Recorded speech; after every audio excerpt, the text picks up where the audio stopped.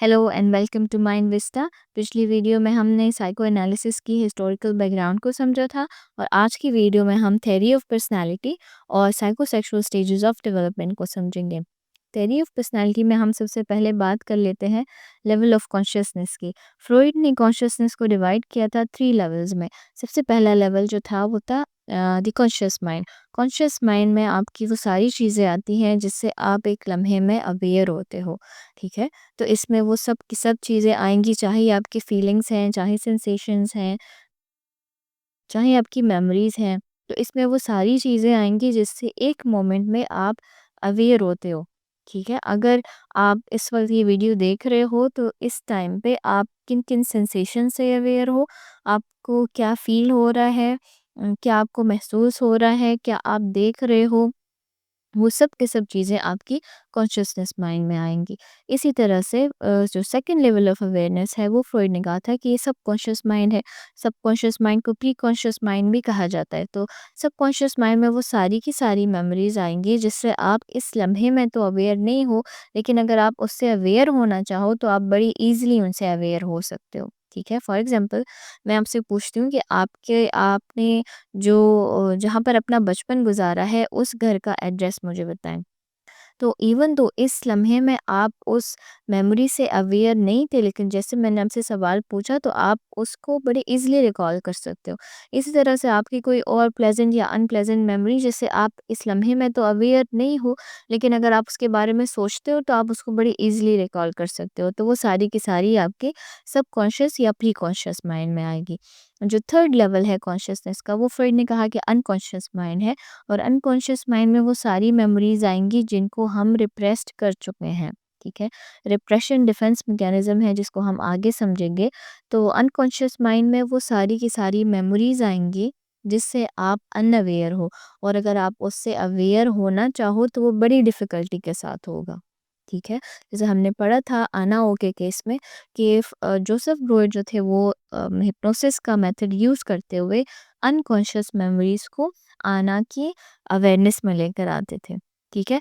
तो हिप्नोसिस जो है वो एक मेथड है जिसके ज़रिए आप अनकॉन्शियस जो मेमोरी है, अनकॉन्शियस माइंड है, उससे अपने आप को आप अवेयर कर सकते हो, ठीक है। इसी तरह से हमने एक और चीज़ पढ़ी थी जिसमें हमने फ्रॉइड की ड्रीम एनालिसिस का ज़िक्र किया था। ड्रीम एनालिसिस में फ्रॉइड ये समझते थे कि ड्रीम्स जो हैं, dreams are the royal road to the unconscious mind, ठीक है। तो ड्रीम के जो सिंबल्स हैं वो आपको एक झलक दे सकती है अनकॉन्शियस माइंड की, ठीक है। तो अनकॉन्शियस माइंड में आपकी वो सारी मेमोरीज आएंगी जिससे अभी इस लम्हे में आप अवेयर नहीं हो, और अगर उनसे आप अवेयर होना भी चाहो तो वो बड़ी डिफ़िकल्टी के साथ होगा। जो लेवल्स ऑफ कॉन्शियसनेस है इसको समझाने के लिए फ्रॉइड एक एनालॉजी को ड्रॉ करते थे आइसबर्ग को यूज़ करते हुए। आइसबर्ग जो है ये जो बर्फ़ का तोदा है उसका बहुत छोटा-सा हिस्सा पानी के बाहर होता है और ज़्यादातर उसका जो मेजॉरिटी पोर्शन है वो पानी के नीचे रहता है। तो फ्रॉइड कहता था कि हमारी कॉन्शियसनेस भी बिल्कुल इस बर्फ़ के तोदे की तरह है कि जो हमारा कॉन्शियस माइंड है वो इतना छोटा-सा होता है। एक लम्हे में जिन चीज़ों से हम अवेयर होते हैं तो वो हमारी जो लेवल ऑफ अवेयरनेस है उसका बड़ा बड़ा छोटा-सा हिस्सा है, और मेजॉरिटी पोर्शन जो है वो अनकॉन्शियस माइंड पे से बना हुआ है, ठीक है। प्री कॉन्शियस माइंड भी छोटा है, लेकिन सबसे सबसे बड़ा हिस्सा जो है वो अनकॉन्शियस माइंड का है। इसी तरह से इस पिक्चर में आप इड, ईगो और सुपर ईगो को भी देख सकते हो। तो ये डिफरेंट कंपोनेंट्स ऑफ पर्सनैलिटी है जिसको हम आगे समझते हैं। ये जो लेवल्स ऑफ अवेयरनेस थे, इनको ही फर्दर एक्सप्लेन करते हुए फ्रॉइड ने कहा कि हमारी जो पर्सनैलिटी है उसके 3 कंपोनेंट्स होते हैं जो कि डिफरेंट लेवल ऑफ कॉन्शियसनेस पे काम करते हैं। इसमें सबसे पहला उन्होंने कहा कि इड है, दूसरा उन्होंने ईगो की बात की थी, और तीसरा सुपर ईगो। तो इड जो है इन्होंने कहा था कि इड जो है ये हमारा कंप्लीटली अनकॉन्शियस लेवल पे काम करता है। अब इड होता क्या है इसको हम समझते हैं। तो इड इन्होंने कहा था कि इड जो है ये इसमें हमारी सारी इंस्टिंक्ट्स आती है। इंस्टिंक्ट्स वो चीज़ें होती हैं जो कुदरती तौर पे हमारे अंदर मौजूद है, ठीक है, नेचुरली मौजूद है। ना हम इसको लर्न करते हैं, ना ही हमारी पर्सनल एक्सपीरियंसेस पे डिपेंड करता है, ठीक है। नेचुरली ये इंसान के अंदर मौजूद है। अब देखिए जब कोई बच्चा पैदा होता है तो जैसे ही उसको भूख लगती है तो वो रोने लग जाता है। अब ये बच्चे ने सीखा हुआ नहीं है, ये कुदरती तौर पे उसके अंदर मौजूद है।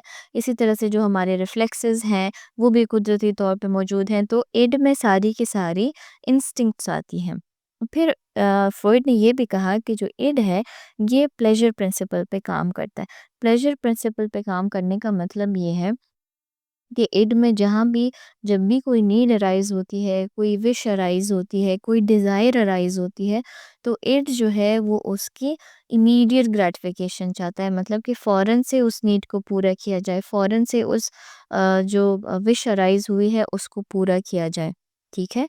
तो इड जो है ये प्लेज़र प्रिंसिपल पे काम करता है और इड अब इसको इस तरह से समझ लें कि जो इड है ये बच्चों में डोमिनेटिंग होता है, ज़्यादा डोमिनेटिंग बच्चों में जो कंपोनेंट ऑफ पर्सनालिटी है वो इट का होता है।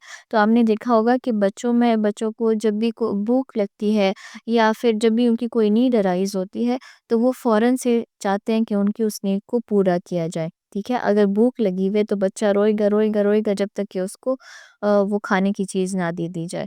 लेकिन आपने देखा होगा फिर जब हम बड़े हो जाते हैं तो अगर भूख लगी भी है तो हमारे अंदर इतनी कैपेसिटी होती है कि हम कुछ टाइम के लिए उसको बर्दाश्त कर सकें, ठीक है? लेकिन इट जो है जो है ये इमीडिएट ग्रैटिफिकेशन चाहता है कि फ़ौरन से उस नीड को पूरा किया जाए। इसी वजह से कहा जाता है कि इट जो है ये प्लेज़र प्रिंसिपल पे काम करता है। अब इट में कौन-कौन सी चीज़ें शामिल हैं, इसमें हंगर भी आता है, थर्स्ट भी आता है, सेक्स भी आता है, ठीक है? लिबिडो या सेक्सुअल एनर्जी का टर्म फ्रॉइड की थ्योरी में आपको बार-बार मिलेगा। अब लिबिडो जो है उसमें उसका मतलब सिर्फ़ सेक्सुअल एनर्जीज़ नहीं है। इनिशियली फ्रॉइड का जो लिबिडो का टर्म था वो सेक्सुअल एनर्जी के लिए ही यूज़ किया जाता था, लेकिन बाद में उन पे बहुत ज़्यादा क्रिटिसिज़म्स हुई। जो उनके करीबी जो उनके साथ काम कर रहे थे वो भी उनको इस चीज़ को लेकर के क्रिटिसाइज़ करते थे। जैसे हमने जोसेफ ब्रोर की बात की, जोसेफ ब्रोर जो थे वो भी इसी वजह से उनसे अलग हुए थे क्योंकि इनका ज़्यादा वो जो एम्फेसिस था वो सेक्सुअल एनर्जीज़ के ऊपर था। तो फिर बाद में इन्होंने इस टर्म को ब्रॉड कर दिया और इन्होंने इसमें वो सारी चीज़ें शामिल कर दी जिन एक्टिविटीज़ को करते हुए आपको प्लेज़र फ़ील होता है। तो फॉर एग्ज़ाम्पल खाना आपको भूख लगी है, खाना खा रहे हो तो उससे आपको प्लेज़र फ़ील हो रहा है तो वो भी लिबिडो में आएगा। इसी तरह से आप आर्टिस्ट हो और आपको कोई कोई आप पेंटिंग बना रहे हो, बनाते हुए आप अच्छा फ़ील कर रहे हो, आपको प्लेज़र फ़ील हो रहा है तो वो भी लिबिडो में आएगा, ठीक है? तो इनिशियली तो जो है सेक्सुअल एनर्जीज़ के लिए ये टर्म यूज़ किया जाता था, लेकिन बाद में इसको ब्रॉडेन करके इसमें सारी वो चीज़ें जिससे आपको प्लेज़र फ़ील होता है वो सब की सब इसमें शामिल कर दी गई, ठीक है? इसी तरह से फिर इड में जो नीड्स अराइज़ होती हैं, विशेज़ अराइज़ होती हैं या डिज़ायर्स होती हैं, तो उनको फुलफ़िल करने के लिए इड के पास 2 तरीके होते हैं कि उस नीड को कैसे पूरा किया जाए, ठीक है?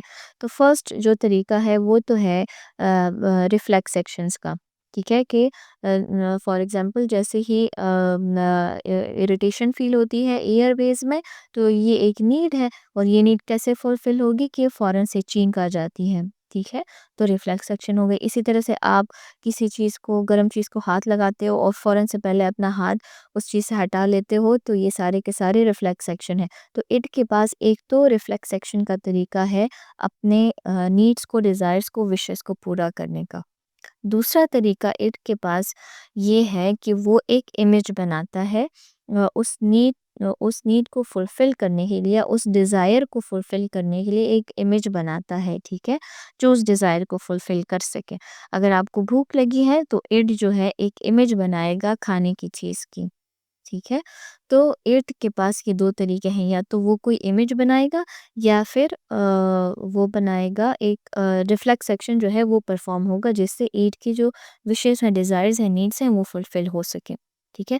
अब इन सब से आपको ये अंदाज़ा हो गया होगा कि इड चूँकि हमने कहा कि ये अनकॉन्शियस लेवल पे काम करता है, तो इसका रियलिटी से कोई लेना-देना नहीं है। इसीलिए जो इमेज अराइज़ होंगे, तो ये ज़रूरी नहीं है कि रियल लाइफ़ में वो उन चीज़ों को पूरा किया जा सकता हो, या वो जो इमेज अराइज़ हुई है वो रियल लाइफ़ इवेंट्स के ऊपर ही बेस्ड हो या रियल लाइफ़ ऑब्जेक्ट्स के ऊपर ही बेस्ड हो। ईड को फ्रॉइड ने प्राइमरी प्रोसेसेस का नाम दिया था। ये नाम इन्होंने इसलिए दिया था क्योंकि इसमें हमने पढ़ा कि इसमें वो सारी चीज़ें शामिल हैं जो कुदरती तौर पे इंसान के अंदर मौजूद हैं। फिर इसका रियलिटी से कोई लेना देना नहीं है, हमारे पर्सनल एक्सपीरियंसेस पे ये बेस्ड नहीं करता, तो इसी वजह से इसको इन्होंने नाम दिया प्राइमरी प्रिंसिपल का। और ये इन्होंने ये भी कहा कि जो हमारे बिहेवियर्स हैं, जिनके उनके लिए जो एनर्जी आती है वो भी ईड से ही आती है, ठीक है? तो इसी वजह से इन्होंने जो ईड है इसको नाम दिया प्राइमरी प्रोसेसेस का।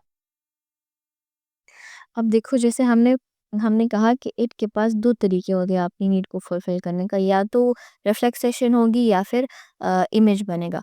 ये जो 2 चीज़ें हैं ये वक़्ती तौर पे उस नीड को तो फुलफ़िल कर रही हैं, लेकिन ज़्यादा अरसे के लिए परमानेंटली उस नीड को नहीं फुलफ़िल कर पाती, ठीक है?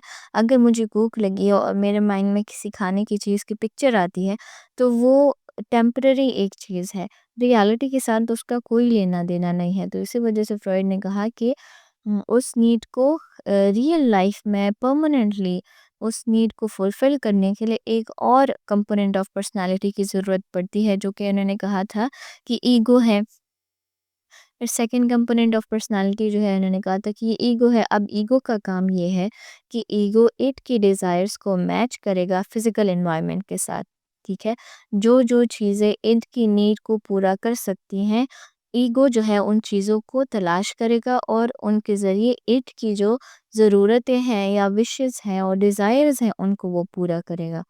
तो इसका मतलब ये भी कहा जाता है कि ईगो जो है वो ऐसा है जैसे कि सर्विस में काम कर रहा हो इट के, ठीक है?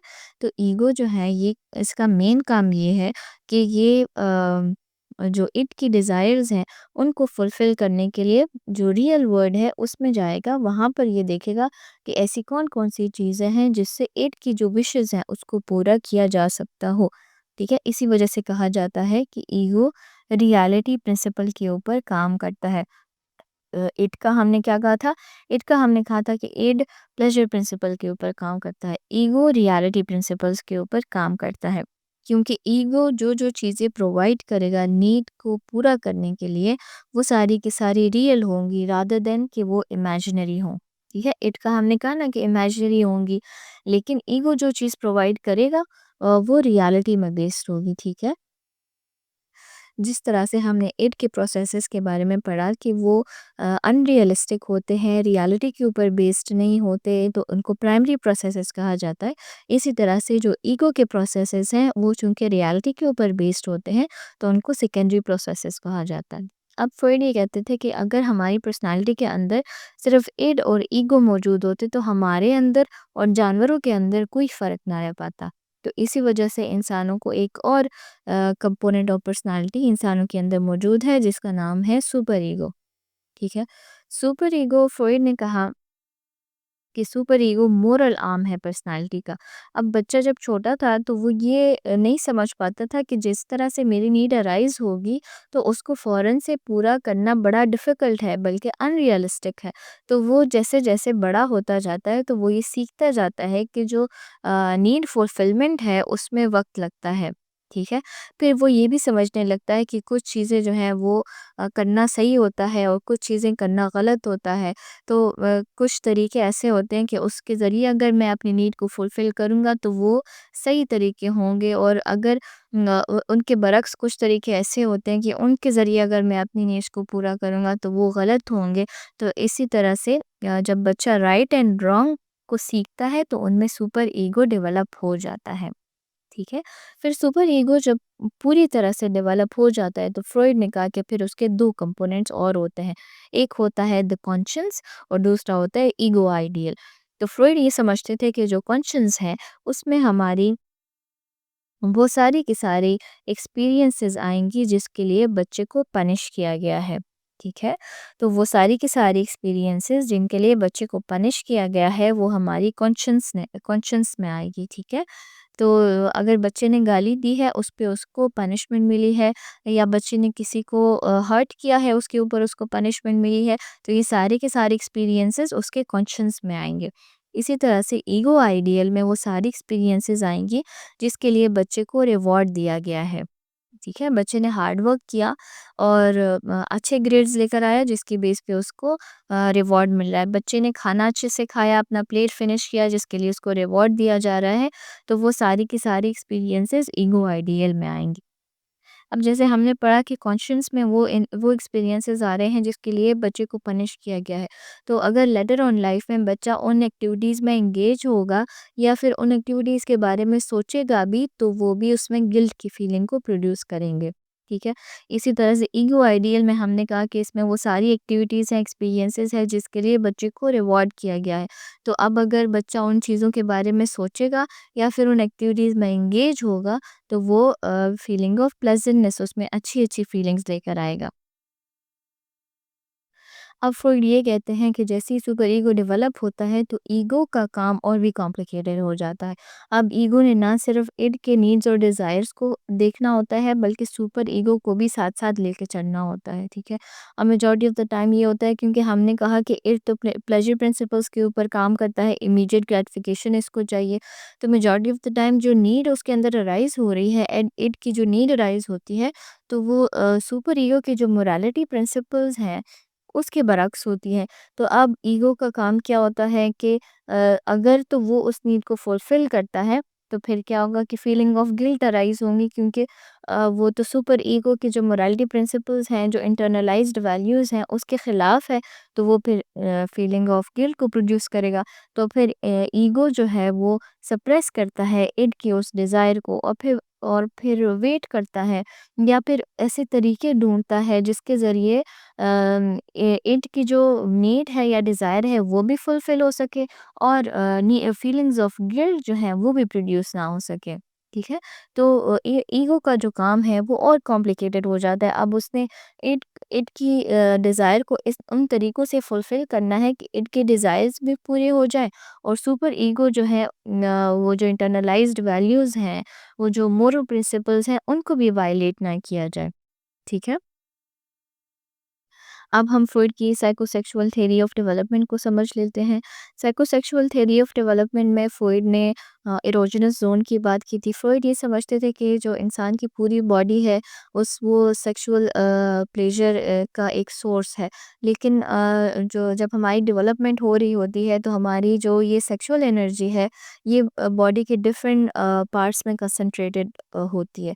तो जिन पार्ट्स में वो एनर्जी कंसंट्रेटेड होती है तो उनको उन्होंने नाम दिया था इरोजेनस जोन्स का। ठीक है? इरोजेनस जोन्स बॉडी के वो हिस्से होते हैं जिसमें सेक्सुअल एनर्जी कंसंट्रेटेड फॉर्म में मौजूद होती है। ठीक है? अब मैं आपको ऑलरेडी बता चुकी हूँ कि फ्रॉइड जब सेक्सुअल एनर्जी की बात करता था तो उसमें सिर्फ सेक्सुअल एनर्जी शामिल नहीं होती थी बल्कि इस टर्म को उन्होंने ब्रॉड कर दिया था। इसमें हंगर भी आता था, इसमें थर्स्ट भी आता था, इसमें सेक्स ड्राइव्स भी आते थे। इसमें वो सारी चीज़ें आती थी जो कि एक फीलिंग ऑफ प्लेज़र प्रोड्यूस कर रही थी, ठीक है? तो जो ये एरोजेनस ज़ोन्स थे वो बॉडी के वो पार्ट्स थे जिनमें सेक्सुअल एनर्जीज़ जो थी या लिबिडो जो थी वो कंसंट्रेटेड होती थी। तो इन्हीं एरोजेनस ज़ोन्स के बेस पे इन्होंने जो साइकोसेक्सुअल स्टेजेस ऑफ डेवलपमेंट दिए और इन्होंने कहा कि जो ये स्टेजेस ऑफ डेवलपमेंट है ये डिटरमिन करते हैं हमारी एडल्ट पर्सनालिटी को, ठीक है? अब जब आप इनकी स्टेजेस को पढ़ोगे तो आपको रियलाइज़ होगा कि कैसे इनसे हम अडल्ट पर्सनालिटी को प्रेडिक्ट कर सकते हैं कि किसी की पर्सनालिटी किस तरह की होगी। तो फ्रॉइड ये समझते थे कि जब कोई बच्चा 5 साल का होता है तो 5 साल तक ही उसकी जो बुनियादें हैं, फाउंडेशंस हैं वो बनी होती हैं कि उसकी अडल्ट पर्सनालिटी जो है वो किस तरह से होगी। अब वो ये क्यों कहते थे तो उसको हम आगे समझते हैं। फ्रॉइड की थ्योरी का जो फर्स्ट साइकोसेक्सुअल स्टेज है वो है ओरल स्टेज। ओरल स्टेज में जो एरोजेनस ज़ोन है वो होगा माउथ। चूँकि हमने पहले भी डिस्कस किया कि फ्रॉइड की जो ये स्टेजेस ऑफ डेवलपमेंट है वो एरोजेनस ज़ोन के बेस पे ही इनको नाम दिए गए हैं। तो ओरल स्टेज में जो एरोजेनस ज़ोन होगा वो होगा माउथ, ठीक है? तो वो सारी चीज़ें जो माउथ के साथ रिलेट करती हैं तो उन सब से बच्चे को प्लेज़र फ़ील होगा।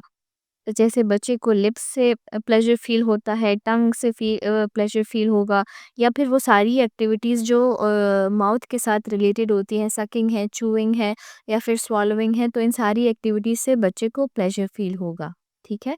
अब फ्रॉइड ये कहता था कि अगर इस स्टेज में बच्चे की नीड को ज़रूरत से ज़्यादा पूरा किया जाए या फिर ज़रूरत से कम पूरा किया जाए, तो उसकी वजह से वो बच्चा जो है वो इस स्टेज में उसकी फिक्सेशन हो जाती है। अगर तो इस स्टेज में उसकी फिक्सेशन हो गई, तो फिर आगे जाके अडल्ट पर्सनैलिटी में वो एक स्पेसिफिक काइंड ऑफ कैरेक्टर बनेगा जिसको उन्होंने नाम दिया ओरल कैरेक्टर का। ठीक है? ओरल कैरेक्टर के इन्होंने 2 टाइप्स भी बताएँ कि एक है ओरल इनकॉर्पोरेटिव कैरेक्टर और दूसरा है oral sadistic character. Oral incorporative character का फ्रॉइड ने ये कहा कि ये जो चूँकि ओरल स्टेज जो है वो फर्स्ट ईयर ऑफ लाइफ में चलता है, तो अगर इनिशियल मंथ्स में फिक्सेशन हो गई, मतलब कि इनिशियल मंथ्स में बच्चे की नीड्स को ज़रूरत से ज़्यादा फुलफ़िल किया जा रहा है या ज़रूरत से कम फुलफ़िल किया जा रहा है, तो वो ओरल इनकॉर्पोरेटिव कैरेक्टर बनाएगा। ठीक है? ऐसे बच्चे जो हैं वो गुड लिसनर्स होंगे, एक्सेसिव ईटर होंगे, ड्रिंकर होंगे, किसर होंगे या फिर स्मोकर्स बनेंगे। ठीक है? फिर इन्होंने कहा कि अगर ये जो फर्स्ट ईयर ऑफ लाइफ है, इसके जो लेटर मंथ्स हैं, बच्चा 10 महीने का है, 11 महीने का है, 12 महीने का है, अगर तब जाके उनकी नीड्स को या तो ओवर ग्रेटिफिकेशन हो रही है या फिर अंडर ग्रेटिफिकेशन हो रही है, तो तब जाके ओरल सैडिस्टिक कैरेक्टर बनेगा। ऐसे बच्चे अडल्ट होके ये सार्कास्टिक होंगे, बहुत ज़्यादा तंज़ मारेंगे और एग्रेसिव होंगे, सिनिकल होंगे और एग्रेसिव होंगे। तो इस तरह से फ्रॉइड जो हैं वो ये बताते थे कि जब जब भी किसी भी स्टेज के अंदर फिक्सेशन होगी, तो उससे हम अंदाज़ा लगा सकेंगे कि अडल्ट में वो पर्सनैलिटी किस तरह से बनेगी। ठीक है? इसी तरह से नेक्स्ट स्टेज जो फ्रॉइड ने बताया वो है एनल स्टेज। अब इसके भी नाम से ज़ाहिर है कि एरोजेनस ज़ोन इसका होगा एनस। ठीक है? Buttocks reason. एनस या फिर बटक्स रीजन जो है वो द एनल स्टेज का एरोजेनस ज़ोन है। अगर इसमें फिक्सेशन हो गई, तो फिर एडल्ट पर्सनैलिटी जो बनेगा वो होगा एनल कैरेक्टर। ठीक है? अब हमने ये बात आप समझ लें कि जो फिक्सेशन होगी वो या तो ओवर ग्रेटिफिकेशन की वजह से होगी या फिर अंडर ग्रेटिफिकेशन की वजह से होगी। अगर नीड को उसके विशेस को उसकी टाइमली फुलफिलमेंट हो रही है, तो फिर कोई फिक्सेशन अकर नहीं होगी। ठीक है? तो ये जो कैरेक्टर्स आपको बताए जा रहे हैं, ये उन सिचुएशंस में बनेंगे जहाँ पर फिक्सेशन हो जाएगी। फ्रॉइड ये कहते थे कि जो second year of the life है, यही जो एनल स्टेज में जब बच्चा होता है, तो उसको प्लेजर फील होता है फीसिस के एक्सपल्जन से। ठीक है? जैसे ही वो एक्सक्रीशन के अमल से गुजरता है, तो उसकी वजह से उसको प्लेजर फील होता है। तो अगर इस स्टेज ये जो इनिशियल मंथ्स हैं the second year of the life में, अगर इसमें बच्चे की फिक्सेशन हो गई, तो उसकी वजह से जो कैरेक्टर बनेगा वो एनल एक्सपल्सिव कैरेक्टर होगा। और एनल एक्सपल्सिव कैरेक्टर की उन्होंने कुछ खसूसियात बताई। उन्होंने कहा कि ऐसे लोग जो हैं वो बड़े जेनरस होंगे या फिर मेसी होंगे और वेस्टफुल होंगे। ठीक है? अडल्ट पर्सनैलिटी उनकी इस तरह से बनेगी। फिर उन्होंने कहा कि चूँकि एनल स्टेज जो है, वो बच्चा जब 2 साल का हो रहा होता है, जो जो दूसरा साल होता है बच्चे की ज़िंदगी का, उसमें एनल स्टेज चलता है। तो अगर जो फर्स्ट फ्यू मंथ्स है, उसमें अगर फिक्सेशन हो गई, तो एनल एक्सपल्सिव कैरेक्टर बन गया। लेकिन जो लास्ट मंथ्स होंगे इसी 2 ईयर जो पीरियड है, उसके जो लास्ट मंथ हैं, उनमें बच्चे को ज़्यादातर प्लेज़र जो है वो इस चीज़ से मिलता है कि वो अपने जो फीसेस हैं उसको विदहोल्ड कर लें। मतलब कि वो जो एक्सक्रीशन का अमल है उसको जब वो रोकता है, अपने आप को कंट्रोल करता है, तो उसकी वजह से उसको प्लेज़र फ़ील होता है। और फिर फ्रॉइड ये भी कहता था कि ये जो महीने हैं, ये ऐसे महीने होते हैं जहाँ पर बच्चे की टॉयलेट ट्रेनिंग जो है वो स्टार्ट हो जाती है। तो जब वो कंट्रोल करता है एक्सक्रीशन के प्रोसेस को, तो उसकी वजह से उसको प्लेज़र फ़ील होता है। ठीक है? तो अब अगर इस स्टेज में बच्चे की जब नीड अराइज़ हो रही है, उसको या तो ज़रूरत से ज़्यादा पूरा किया जा रहा है, ज़रूरत से कम पूरा किया जा रहा है, तो वहाँ पर फिर एनल रिटेंटिव कैरेक्टर बनेगा। अब ऐसे बच्चे जो होंगे उनकी एडल्ट पर्सनैलिटी में वो बड़े कंजूस होंगे या फिर ऑर्डरली होंगे, हर एक चीज़ को ऑर्गेनाइज़ रखेंगे या फिर परफेक्शनिस्ट होंगे। ठीक है? ये कुछ कैरेक्टरिस्टिक्स हैं जो इन्होंने बताई। I hope it is clear. Freud की थ्योरी का जो थर्ड स्टेज है वो है फैलिक स्टेज। फैलिक स्टेज में फ्रॉइड ने कहा था कि ये जब बच्चा 3 साल का होता है तो तब से शुरू होता है, और बच्चा जब 5 साल का हो जाता है तो तब ये स्टेज अपने अख्ताम को पहुंचता है। तो फैलिक स्टेज में फ्रॉइड ने ये कहा था कि इसमें जो इरोजेनस जोन होता है वो जेनिटल रीजन्स होते हैं, ठीक है। जो रिप्रोडक्टिव ऑर्गन्स होते हैं बॉडी के, वो इरोजेनस जोन्स होते हैं। अब इरोजेनस जोन्स में एक तो इन्होंने ये बात की कि जेनिटल रीजन इस स्टेज के इरोजेनस जोन्स हो गए। दूसरा इन्होंने ये कहा कि ये वो स्टेज है जिसमें ऑडिबल कॉम्प्लेक्सेस डेवलप होते हैं। ऑडिबल कॉम्प्लेक्सेस क्या होते हैं इसको हम समझते हैं। ऑडिबल कॉम्प्लेक्सेस का फ्रॉइड ने ये कहा कि दोनों बच्चे, चाहे वो मेल चाइल्ड है या फिर वो फीमेल चाइल्ड है, तो उनके अंदर इरोटिक फीलिंग्स डेवलप होती हैं, सेक्सुअल फीलिंग्स डेवलप होती हैं टुवर्ड देयर मदर, ठीक है। मदर के लिए ये फीलिंग्स इस वजह से डेवलप होती है क्योंकि मदर उनके सारी नीड्स को फुलफिल करती हैं, ठीक है। अब ये जो इरोटिक फीलिंग्स है ये डेवलप दोनों बच्चों के अंदर होती है, चाहे मेल है या फीमेल है, लेकिन इनको जो जो रेजोल्यूशन है वो मेल मेल में अलग तरह से होती है और फीमेल में अलग तरह से होते हैं। फ्रॉइड ये कहते थे कि जो मेल चाइल्ड है उसके अंदर जो इरोटिक फीलिंग्स डेवलप हो जाती हैं अपनी मदर को लेकर के, और इसी तरह से फादर के लिए उनकी एग्रेसिव फीलिंग्स जो है वो डेवलप हो जाती हैं। वो इस वजह से होती हैं कि वो अपने फादर को एज अ राइवल देखते हैं अपनी मदर के लव के लिए, ठीक है। अपने फादर को रकीब की तरह देखते हैं। तो और उनको ये भी समझ में आती है कि जो फादर है वो उनसे ज़्यादा पावरफुल है, ज़्यादा स्ट्रॉन्ग है, तो इसकी वजह से वो फिर एक एंजाइटी एक्सपीरियंस करते हैं जिसको फ्रॉइड ने नाम दिया कैस्ट्रेशन एंजाइटी का, ठीक है।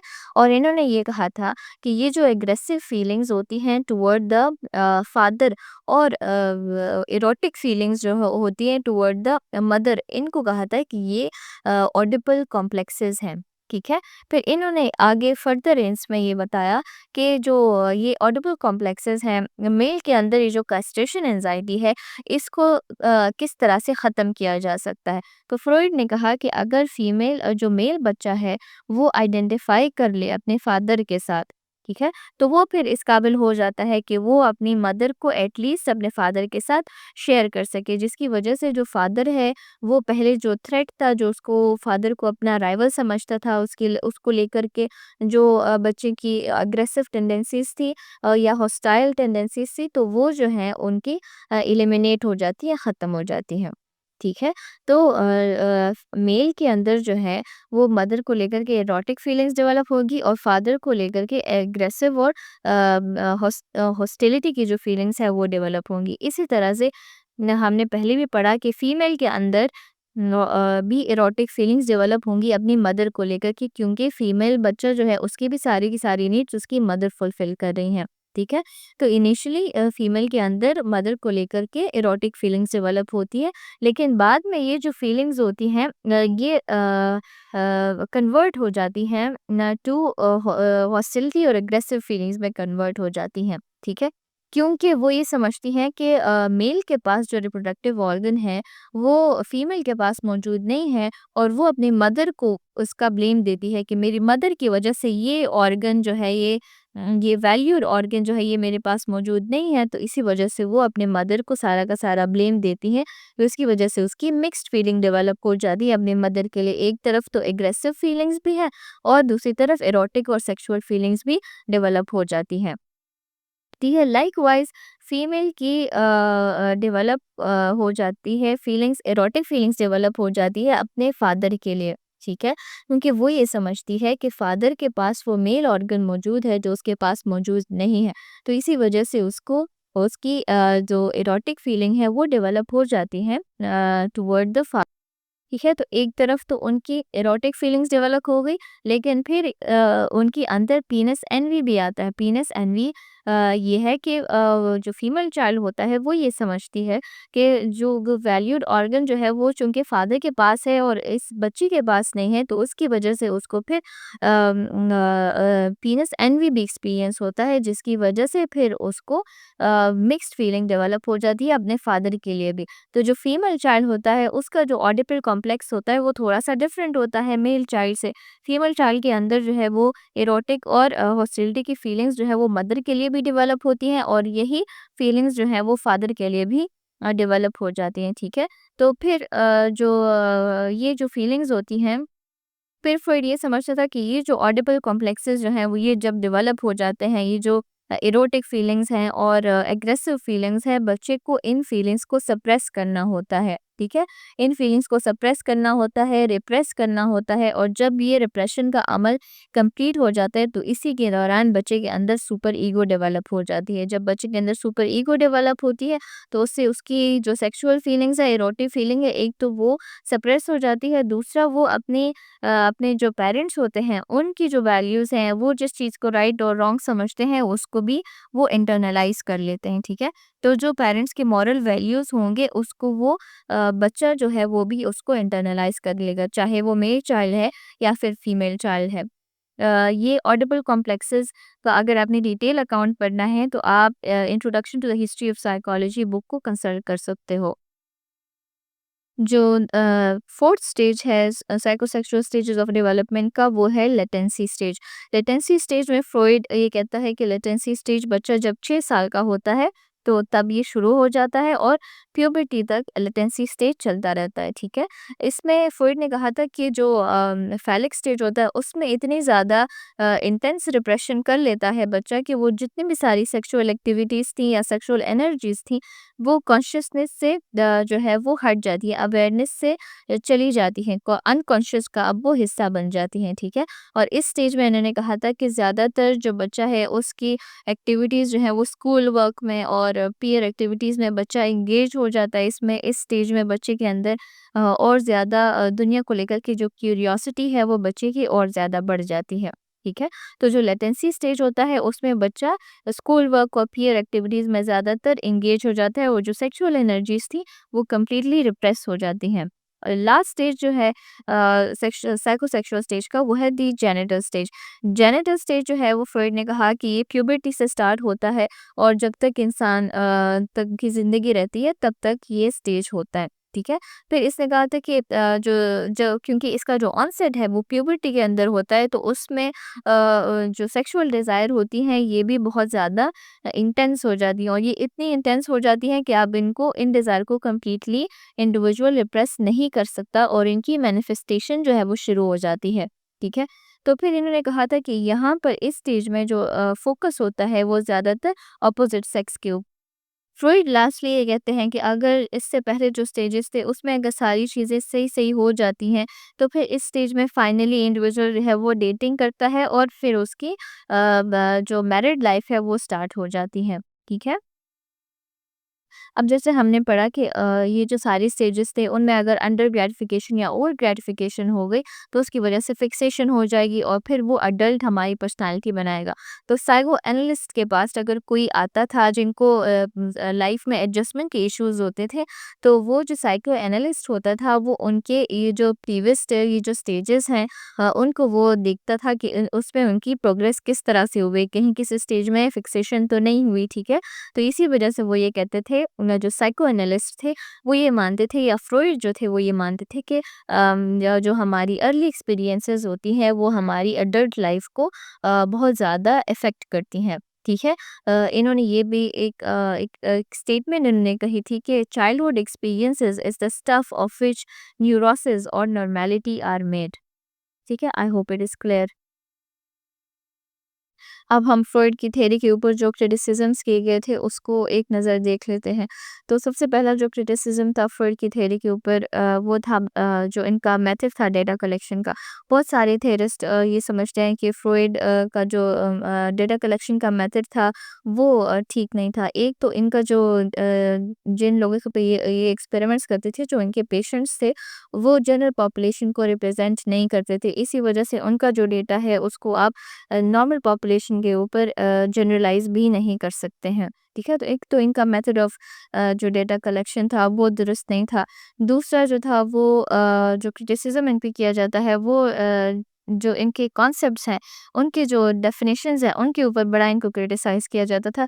क्योंकि वो इस वज़ह से किया जाता था क्योंकि हमने पढ़ा कि जो फ्रॉइड की थ्योरी है, वो उस टाइम पे पॉपुलराइज़ हुई थी जब जब साथ-साथ बिहेवियरिज़्म जो था वो भी पॉपुलराइज़ हुआ था, ठीक है?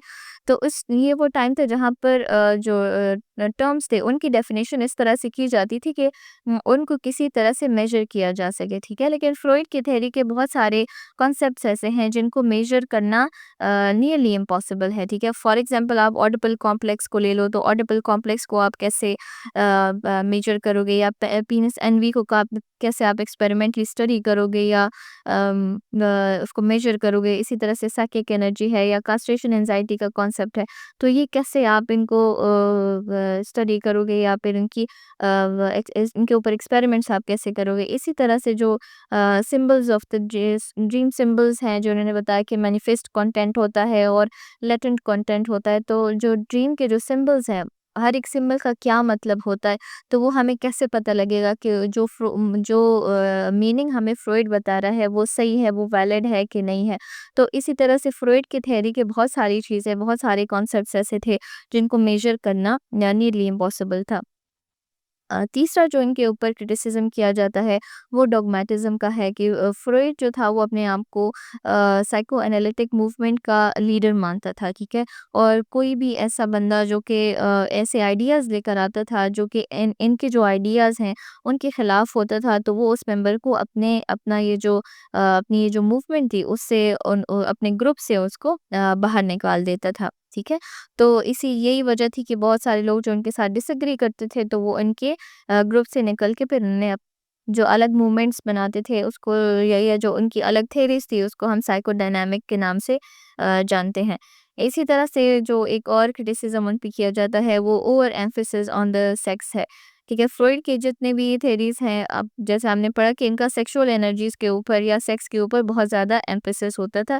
तो इनके साथ जो जो लोग काम कर रहे होते थे, जो कंट्रीब्यूटर्स थे इनके या जो इनकी कोलीग्स थे, वो ये मानते थे कि फ्रॉइड जो है वो उनका ओवर एम्फेसिस होता है सेक्स के ऊपर। जो एनर्जीज़ वो सारी ड्राइव्स जो ह्यूमन बिहेवियर को मोटिवेट करती हैं, तो वो लाज़मी नहीं है कि वो सिर्फ़ सेक्सुअल एनर्जीज़ ही हों।